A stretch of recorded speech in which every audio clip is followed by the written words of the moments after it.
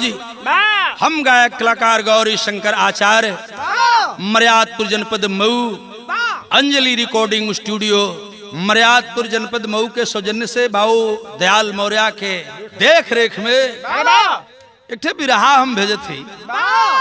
बिरहा बहुत सुनीले आप, तमाम कवि गवैया लेखक अपने अपने तरीका से लोग परोसते हैं और आप उसे प्यार देते हैं। गौरी शंकराचार्य की अपील है, निवेदन है कि आप अपना प्यार हमें भी और इस बिरहे को भी देंगे। बिरहा ही हमार बड़ी कोझा चीज बा। कोझा माने तनी टेढ़ बा, ओके हम सोझा करे चलते। एक बेर का बात बा। कौन बात बा विमलेश?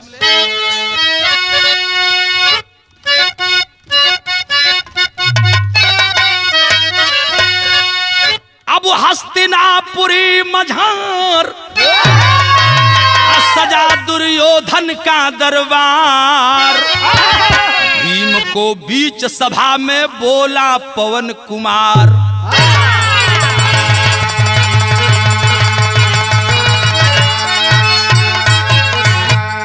एक बार की बात है मेरे बाबूजी, दुर्योधन का दरबार हस्तिनापुरी सजा हुआ था। भरी सभा में जब भीम गेट से प्रवेश करते रहे, वही समय दुर्योधन बोला वही भरल पंच के बीच में, आओ आओ ए पवन कलैका, इतना देरी कहाँ का दहला, आवा आवा। पवन का नाम लेकर के जब भीम को बुलाया तो भीम सोचा लगल कि घोड़ना हमार नाव न लेके बुलावत बा, ये हमरे बाबू का नाव लेके बुलावत बा। कष्ट तो भइल, लेकिन भइल का बिरहा में कहीं गजल बा। कौन गजल बा मुन्ना?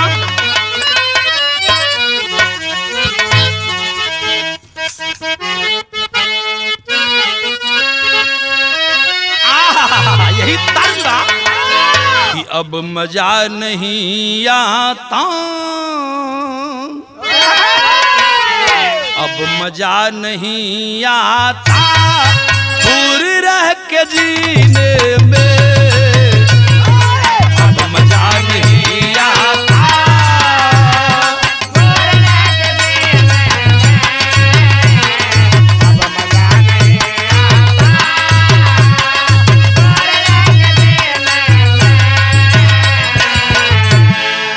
अब मजा नहीं आता दूर रह के जीने में, दूर रह के जीने में, दूर रह के जीने।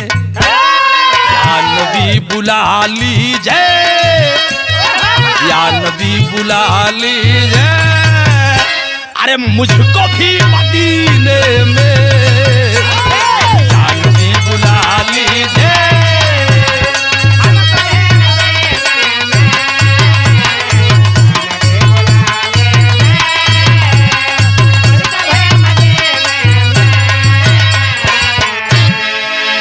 पीर से सहा न जाता,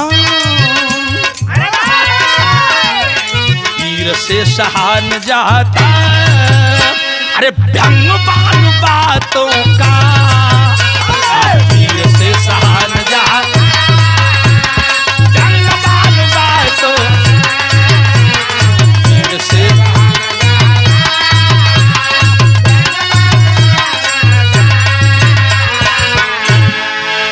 से सहा न जाता व्यंग बान बातों का, व्यंग बान बातों का।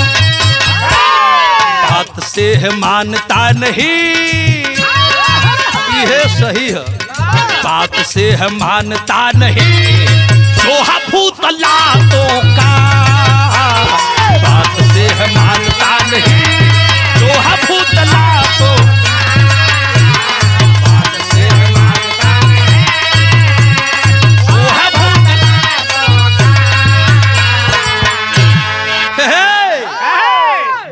बतावल गल दुर्योधन भीम को कहा कि ए पवन के लइका आवा, तो हऊ के देखली बेटा, तोहरी बापो के देखली, आवा हमरे समझनवा।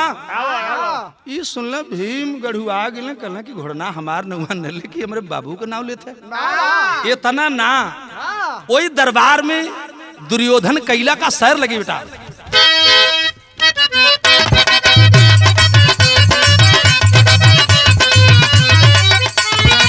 लला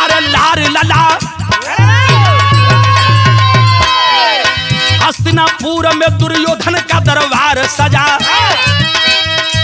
हस्तिनापुर में दुर्योधन का दरबार सजा। भीम को बुलाया कहा पवन कुमार आजा।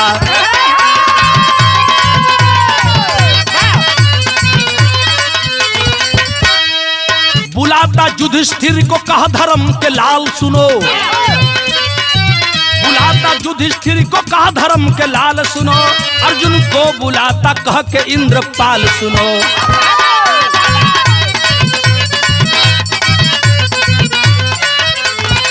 नकुल सहदेव बेटा अश्वनी कुमार आओ, नकुल सहदेव बेटा अश्वनी के आओ। तुम राज्य का हाल क्या है दोस्त खब बताओ तुम।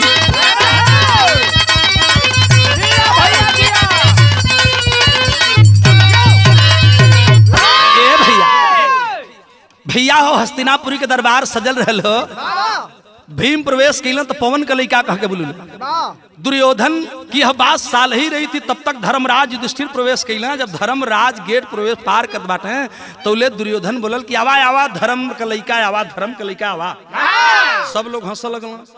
तौले अर्जुन घुसला तो अर्जुन के कहला कि ए इंद्र का बेटा है ने आवा। अर्जुनों के मुड़ी नीचे हो गल, भरल दरबार के लोग हंसत हुआ। आ तौले नकुल सहदेव जब पहुंचला दुर्योधन बोल पड़ा कि अश्वनी के लड़कों, अश्वनी कुमार का बेटा लोग है आवा लोग। तो हने लोग के जोहत नहीं बतावा लोग का हाल चाल है।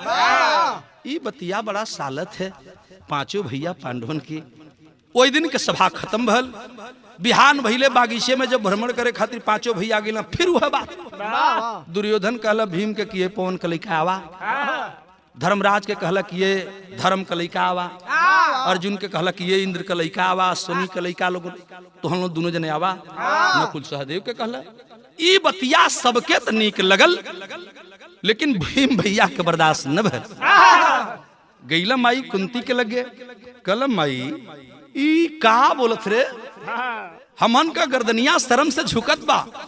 जब ये हमार नाव लेवा कहला तो हमार नाव लेकर के और कहला कि ये पवन का लइका आवा। भैया के बुलाई तो कहा कि धर्म का लइका आवा। भैया के बुलावला अर्जुन के तो कहला कि इंद्र का लइका आवा। ई के हमन का बाप का नाव हो। तू कई कह जना से जन्मौले हो, हम एकर जवाब का दे हम के भी फिर कही। भगवान कन्हैया सुनत रहे, पूरे महाभारत के नायक रहे भगवान कन्हैया। कहला कि भीम के ऐसे कोई न समझा पाई। ले गई ना कगरी आ कहला भीम एगो बात सुना। आज की बात दुर्योधन जब तोहके कह कि ये पवन के लइका आवा, धर्मराज के कह कि ये धर्म के लइका आवा, तो तू खाली एगो बात कही दिया। कहला कौन बात कह? कहला कि तू इतने कह दिया कि का हो बकरा का लइका आवा। बकरा बकरा बकरा बकरा मने ना बुझला जौन बकरी का बकरा होला। खस्सी जगह कहल जाला का खस्सी कहल जाला। खस्सी अरे बकला कहीं का।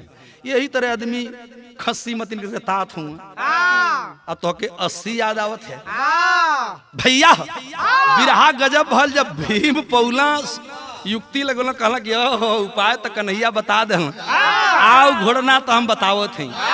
ए भैया दुर्योधन गई लो बाग के तरफ भ्रमण करे। आ दूसरे दिन फुलवारी में जब दुर्योधन गल, अब पहले ही कला का हो पवन के लइका। भीम सुनला कहला हाँ हो ए बकरा का लइका आवा, बकरा महाराज के बेटा। दुर्योधन के तो ठकमुर्री मार दे। कहला ई घोड़ना का कहता हम बकरी का लइका है, हम बकरा का लइका है। अभी दुर्योधन से कैसे बर्दाश्त हुई? ना बर्दाश्त भल तो बिरहा में तरज लगी।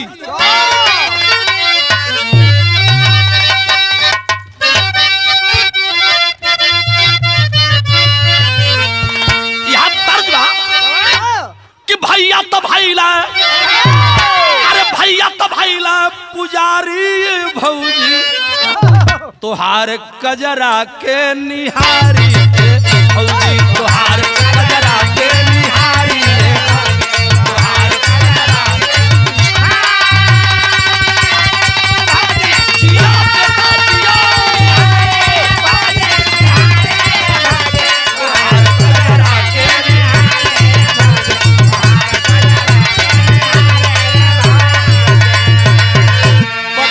दुर्योधन से बर्दाश्त ना भल और गैल अपने माई गंधारी के पास। कल माई एगो बात ना बताई तू। कल बेटा कहे इतना घबरायल हवा। कल कि आज हमके बड़ी ताना लगल है। कल कि हाय भीमवा का मन बढ़ गल बा। ओके हम पवन के लइका कली तू कहला कि बकरा का लइका आवा। वो हमके बकरा बनाओ, बकरा का हम लइका हई। सवाल कर दिया दुर्योधन गंधारी से कि बकरा से हमें जन्म उलू ये माई, अरे बकरा से हमें जन्म उलू ये माई, सही बतिया ना बतवलू ए माई, सही बतिया ना बतवलू, सही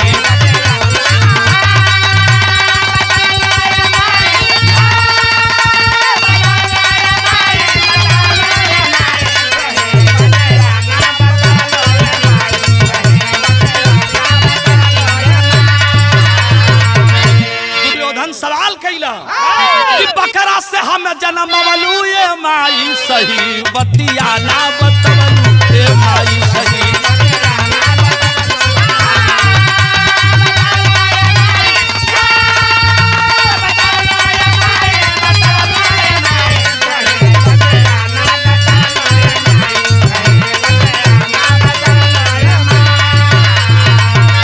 ये बेटा अगर भीम तो के बकरा का लइका कह दिल ते में घबराइले का कौन जरूरत बा। कल माई तू घबराइले के बात पूछत हूँ।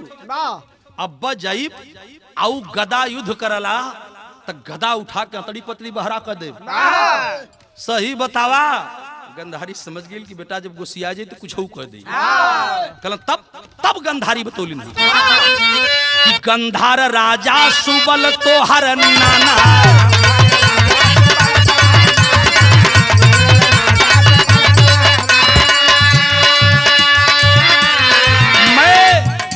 गंधार राज्य की राजकुमारी हूँ। हमरे बाप का नाम तोरे नाना का नाम ए बेटा राजा सुबल रहल। जानत हुए का भल गंधार राजा सुबल तोहर नाना, विधि का विधान बात ज्योतिष का माना, विधि का विधान बात ज्योतिष का।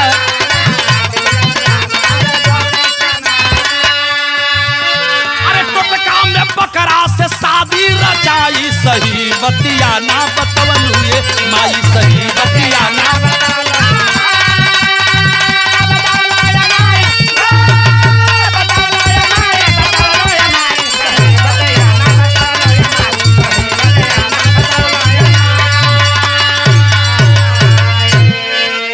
ये बेटा अगर जानना चाहते हो तो सुनो, तोहर नाना सुबल हमार बाबूजी हमरे खातिर बहुत दुल्हा देखला ये लाल, लेकिन जैसे हमार सदिया तय हो बिहवा बन होइबा न करे कि दुल्हवे मर जा। एक न कई ठे दुल्हा हमार मर गई न। चिंता में पड़ गए तोहर नाना। तोहर नाना ज्योतिषियों को बुलौले और ज्योतिषी लोग बतौला कि टोटका मेटाओ बदे। ये लड़की का बियाह पहले आदमी से न हुई, एक ठे बकरा से कह दा। ते बेटा एमे झूठ न बा, हमार पहला बियाह बकरा से भल। अब बकरवा के संगे हम दुल्हन बन के गईल भी रही, एक रात रहल भी रही, तो सुहाग रात भी मान ले ओके। सुहाग रात। सुहाग रात मने का पूछत हो रे?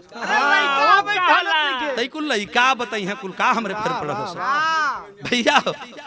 ए बाबू कल की अब बकरवे के संग रात गुजरली, अगर वो कही दिला तो जायदा छोड़ा है बात के। बाबूजी ई बात जब दुर्योधन सुनल कल माई हम बकरा का लइका है, तमा उठा दुर्योधन। थोड़ी देर के बाद सोचल कल कि ये मैं गलती हमरे माई का न बा, ये लिए कि गंधारी बतौली कि एकरी खातिर जानत हो बेटा हमके सजा ही मिलल कि हमार बियाह एगो अनहरे से कह दिल गल, और अंधा धृतराज से हमारी शादी हुई। तो जब हम अली तो पति जब हमारा अनहर रहे तो हम अखिया पर पट्टी बांध ले ली। जब वो भी अंधा तो हमहू अंधा रही। तो पूरे महाभारत में आप देखे होंगे बाबूजी गंधारी की आंखों पर पट्टी बधी रही। कला दुर्योधन कि में दोष हमारे माई का न बा, सगरी गलती हमारे नाना का बा। चलो वो नाना घोड़ा से पता ले। बिरहा के गीत बदलल कैसे बेटा?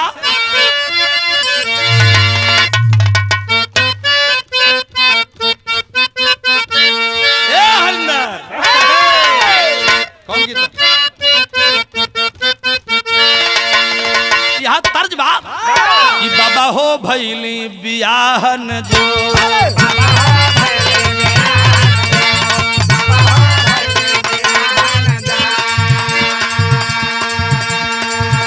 अरे उठला उठानावा लगल कौनो रोग,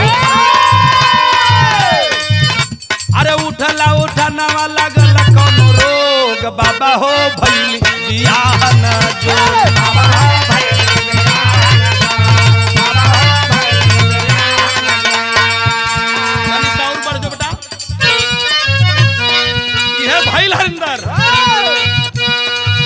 अरे लागल दुर्योधन के बदनिया में आग,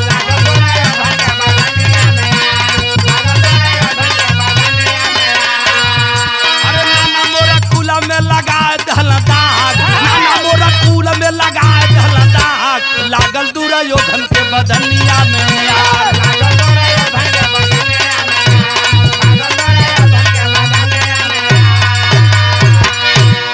नाना साथे शकुनी को कैदी बनाया,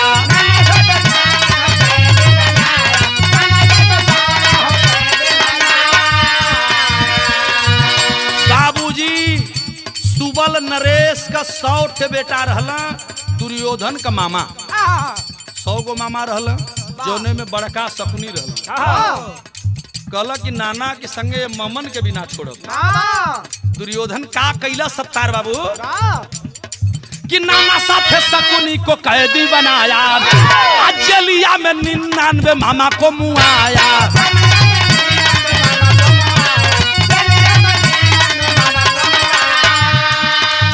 अरे शकुनी सोचला कैसा न दुर्भाग, शकुनी सोचला कैसा न दुर्भाग, लागल हो दुर्योधन के बदनिया में आग, लागल दुर्योधन के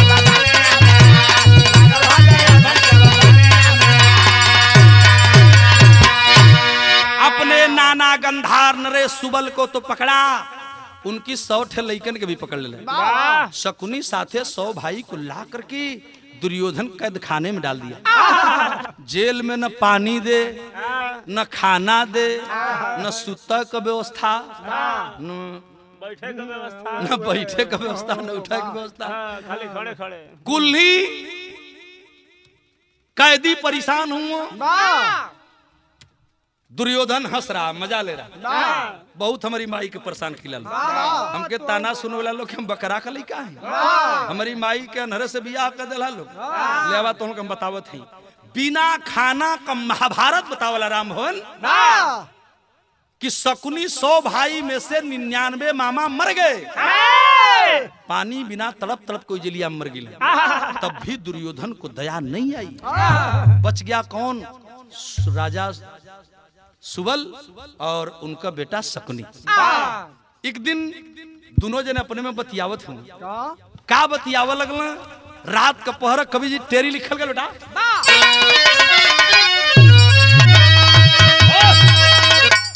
तनी और बढ़ जाओ।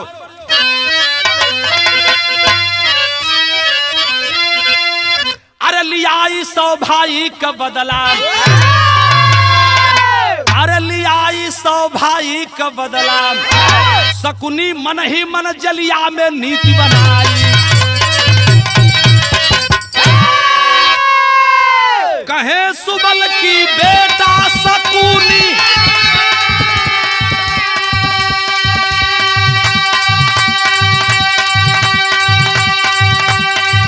अरे बतिया हमारी लेवा मान,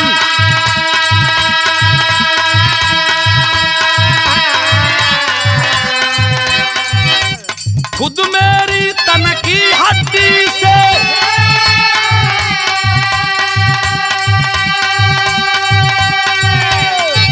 अरे पासा बनवाया, धर ध्यान।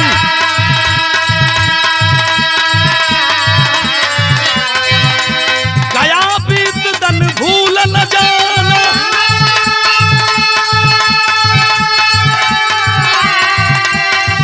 अरे कौरव पांडव का खनिदान।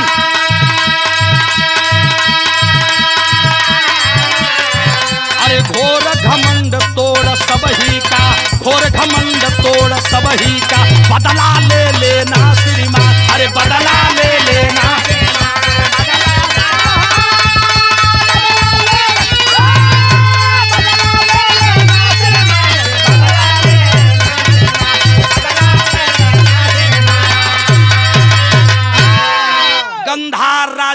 आवल कहला कि बेटा शकुनी ना तोर 99 गो भाई मर गई हमहू मरे वाला ही ए बेटा हम मर जाई लेकिन कसम तोके गंधार को अपनी 99 भाई को आई हम तोर बाप है सौमा ये 100 गो का 100 बदला लेवे को। अरे वाह कहला बाबूजी होई कैसे? कहला कि जब मैं मर जाऊं तो मेरे हड्डियों का पासा बनवा लेना और वह पासा ऐसा चमत्कारी होगा कि तुम कभी हारोगे ही नहीं।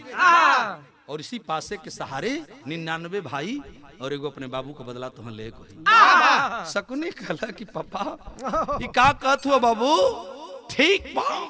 राजा का आदेश पिता का आदेश मान करके शकुनी जेल में बिलखता है और उसके सामने ही गंधार नरेश सुबल मर गए, दम तोड़ देला। बिरहा का गीत बदल बेटा भैल का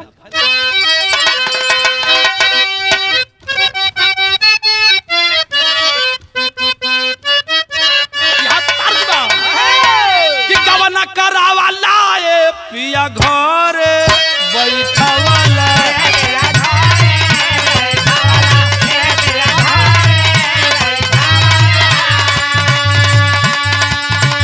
गावना करावा लाए पिया घरे बैठवाला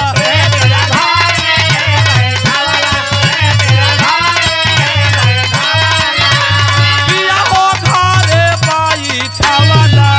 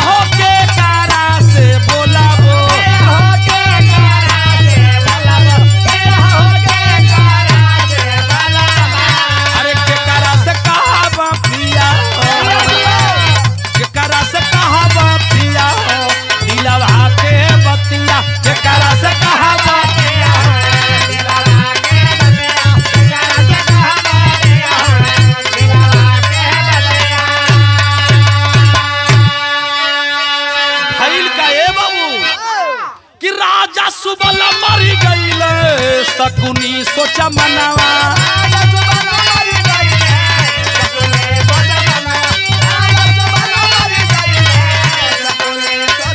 ए भैया शकुनी सोचा मनावा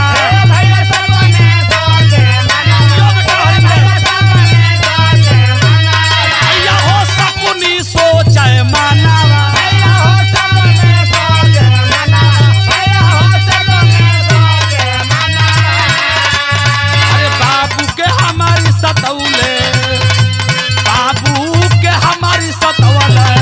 भीषम बलवाना बाबूजी के हमारी सखवारे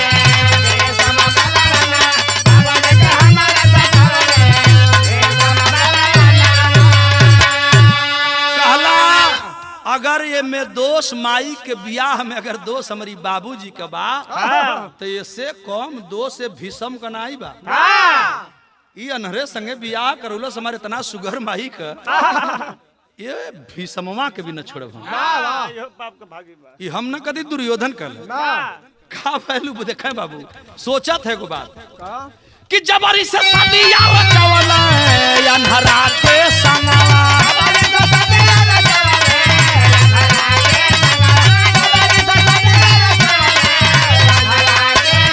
राजा हो या अनहरा के संगवा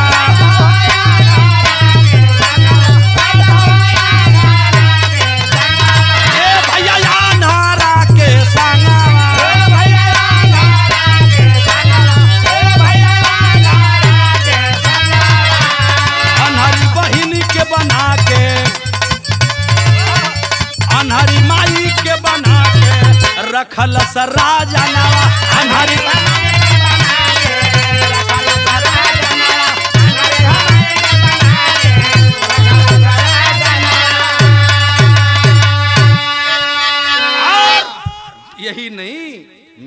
सामने मेरे 99 भाइयों को मार डाला और एक ठे बाबूजी तड़प तड़प के पानी बिना मर गई ना, बर्दाश्त न भल शकुनी से। ये पंचो महाभारत का टीवी सीरियल दिखावल हो, कैसो कैसो वक्त गुजरल, सोचलस कि आखिर हमहू जेलिया में मर जाई। बाबूजी मर गई लो, बड़ा जुक्ति से हड्डियां निकाल करके शकुनी पासा तो बनवा लिया, लेकिन जेल में रह मर जाई तो बदलवा कैसे ले? बतिया है बिगड़ल बा। एक दिन का बात बा, एक ठे घटना घटल शंकर बिरहा में भाव पहपट में दल गल बेटा कि पिता की हड्डी का पासा लिया बनाई शकुनी जेलिया में।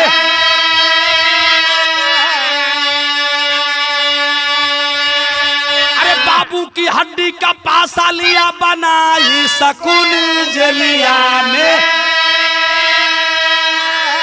मन ही मन एक युगती रहा लगाई शकुनी जेलिया में।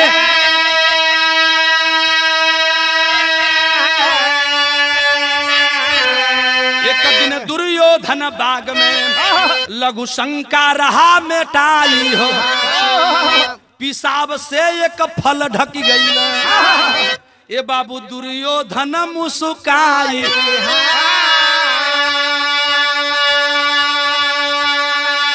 अरे दासी देख के भेद समझ ना पाई शकुनी जेलिया।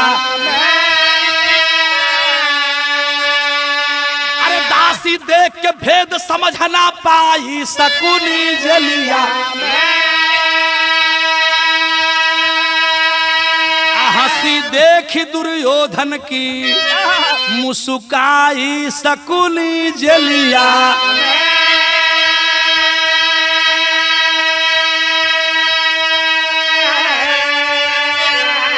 शकुनी जेल में सोच रहा है बाबू का कहल की बतिया पूरा कैसे हुई। यही बीच एक घटना घटल, दुर्योधन अपने राजमहल से निकला है मेरे बाबूजी, डहरिया पकड़ के जात रहल, बगीचवा में से वो आम का फल गिरल है, बड़ा सुघर आम रहल। अरे वाह, ई देखलस ना, ओई जा खड़ा होके अमवा के सोरी पे पेशाब कर लगल। सोरिया के बगलिया में जन मटिया रहल करे पेशबवा से धोवाए के नीचे बहल गल, धार बड़ी तगड़ी रहल चंदन। उ मटिया बह के जब गई तो अमवा का फलवा तनी छोट रहल, साला ढपा गई। आ जब माटी से ढपा गई तो दुर्योधन कहला कि साला हमारी मुतले से आम का फल ढप हो गई, मने हमारी मूत में इतना बड़ी यार बल बा। ये सोच के दुर्योधन अकेले हंसत रहल कि हमारी पेशाब में इतना ताकत बा कि हम मुँह देली तो सारे आमे का फल ढका गई। तो जब हम बाण छोड़ तो ऐसा ऐसा लोग तो बिरह गजब होके जात बा। बाबूजी वही रस्तवा से राज दरबार का दासी शकुनी के सोचली कि जलपान करा दें चुराए के चल के, लेकिन दुर्योधन जाना ना। लेकिन बगलिया में देखली कि दुर्योधन एगो आम के पेड़ के लगे खड़ा है, अपने अकेले हंसत है। तो वो दासी से बर्दाश्त न भइल, ओकर हंसलका देख के, अक्सर ऐसा हो जला, दुर्योधन का हंसलका देख के वो दासी हंस लगली। आ तौले दुर्योधन पीछे घूमलस, देखलस कि दासी हंसत है, कल है सुनो इधर आओ। अब पूछे लगल कि तू क्यों हंस रही है? सोचत बा कि मने हम तो पर हंसत रहली कि हमरा पेशाब से साला एगो फल ढका गई, तू के पर हंसत रहली। अब उदासी के लगे जवाबे न बा, कहलन कि सरकार जाए दी है ना बताई, हम वही तरह हंस दिली। कहल कि ना तुझे बताना होगा कि तुम हंसी क्यों, तू हमारी के देख के हंसत रहली है ना। कहल सरकार हम रहुआ के देख के ना हंसली, ना हंसले के बाद जानत है लाख बात आई, लेकिन दासी बतावर के कुछ रहा तब तो बताऊँ। फंस गई, कहल कि अगर नहीं बताओगी तो सुन लो, मैं हस्तिनापुरी का राजा दुर्योधन बोल रहा हूँ, तुझे बताना होगा, और अगर यह बात नहीं बताओगी तो कल मुझे तुझे भरे दरबार के अंदर तुझे फांसी दे दूंगा। रोवत रोवत कैसो कैसो उदासी गई जेल में। आ जेल में जा करके शकुनी के सामने रोवे लगल पंचू। आ जब शकुनी के सामने रोवे लगल तब बिरहा गजब हो गल। ई आल्हा तोहरे बचपना के बाब इमलेश, जौने में हमन 4 लाइन सवाल पूछी 4 लाइन जवाब रहो, तो कैसे गवाए?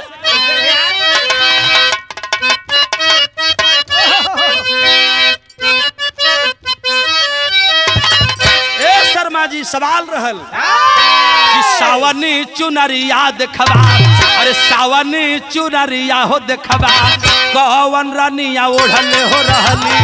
सावनी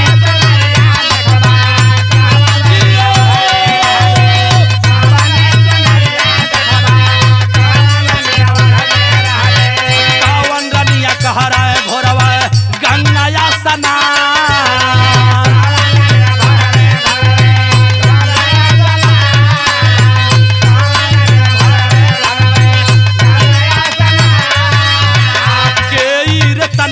बाले पानवा में छोड़ी हो देहला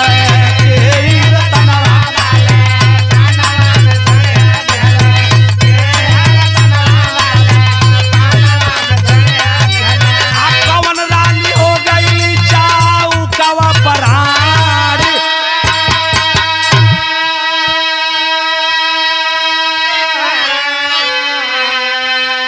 एक जवाब रहल हरिंदर कि सावनी चुनरिया ददऊ, सावनी चुनरिया ददऊ, सोनावा रानिया ओढ़ले हो रहली।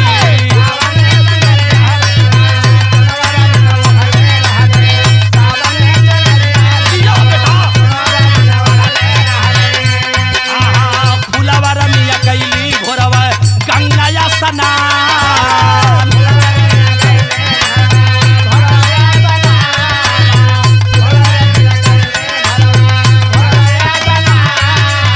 ब्रह्मानंद तनवा बाले पानवा में छोड़ी हो देहला।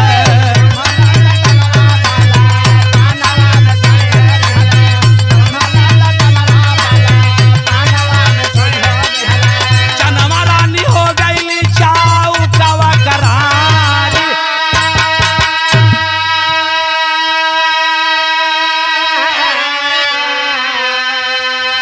विरहा के श्रोता बंधुओं, दिमागवा से कहानियां न हट भइल का बिरहा में कि हसला का कारण दासी जाबना बतवलिए पंच।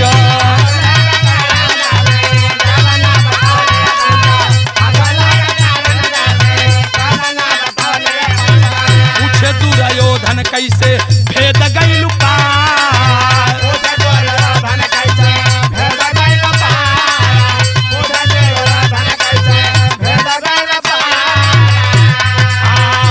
शकुनी जी जवन जेलिया में बाटे बेटा।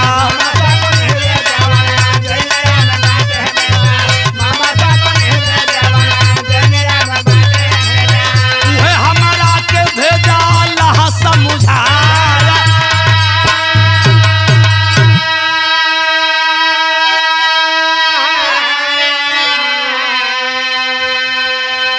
शकुनी मामा के यहाँ से लौट कर दासी आई, हंस रही है पुनः। दुर्योधन कहला कि हमें के सजाए मौत दिले ही, भरे दरबार में फांसी के आदेश देवे के है। कहला ए दासी, मेरे हंसने का कारण तुझे बताना होगा कि मैं कल क्यों हंस रहा था। कहला कि जरूर बताइए। सुनल चाहत हुआ कि सबके सुना दे। कहला भरे दरबार में बताओ। ई तो सोचत रहल कि पेशाब करत रहली हम, देखत रहली हम, तो हंसत रहली हम, ई तो जानत होई ना। आज फांसी तक होइए जे बता भाई, सबकी समझ में बता। कलश किए दुर्योधन, तू बगीचवा में यही खातिर न हंसत रहुआ कि तू पेशाब करत रहुआ, तोहरा पेशाब से एगो आम का फल ढक गए। आ जब वो अमवा का फलवा ढप गए तो तू ये पर हंसत रहुआ कि जब हमरी ये पेशाब में इतना ताकत बा तो हमारी बाढ़ में कितना ताकत। भैया हो, ये बात जब दुर्योधन सुनला तो ठकमुर्री मार दला। कल की बतिया जानत हम बात भी तू कैसे जान गई। कल की बेहू के समनवा बताई कि आड़े बुला लिया दासी को, लेकर के गया और अपने अतिथि कक्ष में दासी को बैठाया। कल की दासी बता रही इतनी बड़ी बात तू जान कैसे गई। कल की जौने मामा के वो जेलिया में बंद कैले हुआ 99 को तोहर मामा मर गए, तोहर नाना मर गए, एक का बचल बा। सुना वो मर जी हम, वो मामा बतौला तो हम बतावत थी। अब दुर्योधन समझ गए कि ओ मैं इतना होशियार, मेरा मामा और उसको मैं जेल में डाल के रखा हूँ, मर जाई। हाँ, अरे बाप रे, सोच के दुर्योधन गईल और शकुनी को जेल से बाहर कर दिया। शकुनी वही गठरी दबौला पासा वाली कांखी में। महाभारत दिखौले है दिमाग में तो ही नाचत है कि ये तो चाहते रहल कि जेल से हम बाहर आए। शकुनी महाराज जब जेल से बाहर आयल बाटे भैल के बाबू बिरहा में आखिरी लिखल गए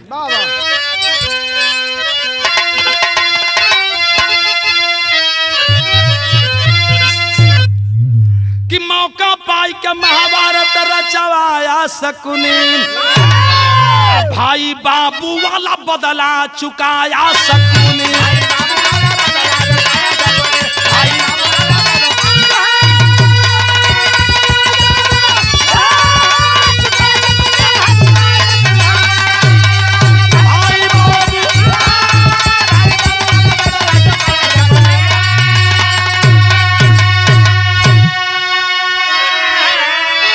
द्रौपदी को पासा से जीता पांडव वन में जाई, गज भर जमीन मिलल, अरे गज भर जमीन नाही छिड़ली लड़ाई।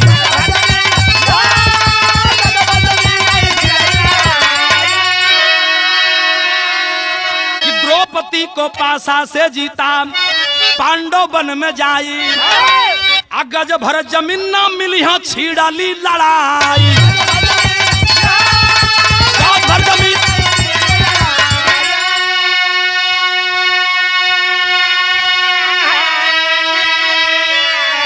पीछे सोड़ित की धार बहाया शकुनी, अब बाबू भाई वाला बदला चुकाया शकुनी।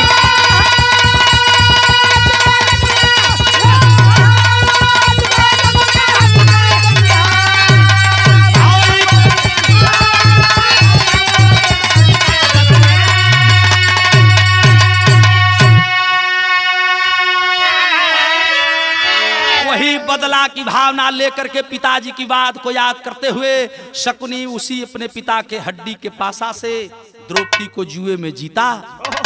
गज भर जमीन के लिए पांडवों में लड़ाई छिड़ी, कन्हैया पांडवों की लड़ाई महाभारत की लड़ाई के नायक बने। और वही शकुनी अपने 99 भाइयों के नाना का बदला लेने के लिए महाभारत की लड़ाई करवा दिया। कन्हैया मिलकर 18 दिन लड़ो, हजारों हजार बलशाली महाभारत के अंदर मर गए लड़ते लड़ते। लेकिन शकुनी का दशा भइल तनी देखा कि बेटा उलूक शकुनी का लइका रहा वही महाभारत के दौरान कि बेटा उलूक साथे शकुनी रण में गए घेराई, आ सहदेव हाथ गईला बाप बेटा वो मराई।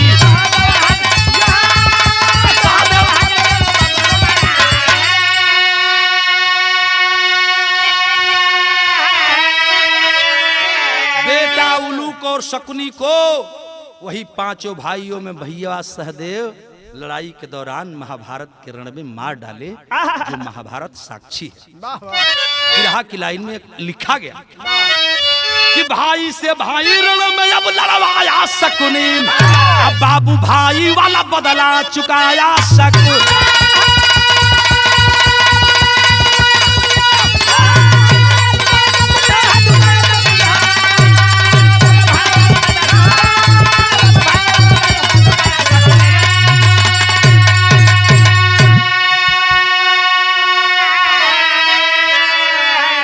मोहम्मद राम सेवक सिंह शिव बदन हरिद्वार, कभी गया लाल जगलू यादव जगधारी स्वर्ग सीधा।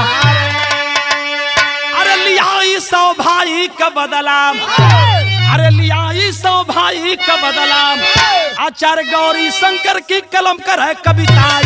लिया सौ भाई का